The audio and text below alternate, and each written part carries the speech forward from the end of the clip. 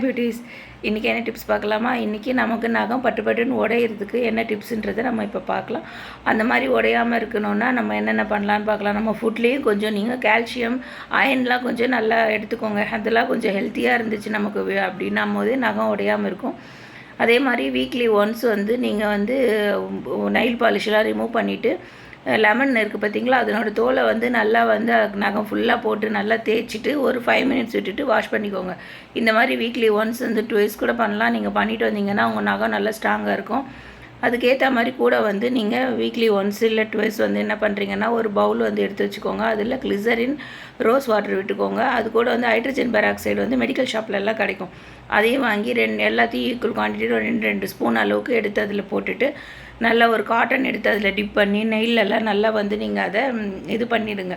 நல்லா வந்து அதை தொடச்சி எடுத்துடுங்க. தொடச்சி எடுத்துட்டிங்கன்னா அழுக்கு உங்களுக்கு என்னென்ன பிரச்சனை அந்த நெயிலில் இருக்கோ எல்லாமே வந்து உங்களுக்கு கொஞ்சம் கொஞ்சமாக க்யூர் ஆகிட்டு வரும். அதுக்கப்புறமா நான் முதல்ல சொன்ன மாதிரி இதை பண்ணி முடிச்சுட்டு வாஷ் பண்ணிவிட்டு மறுபடியும் வந்து லெமனோட தோல் இருக்குது பார்த்திங்களா, அதை நல்லா வந்து ஒவ்வொரு நகத்துலையும் நல்லா தேய்ச்சிட்டு அதுக்கப்புறமா வந்து நீங்கள் வாஷ் பண்ணிவிடுங்க.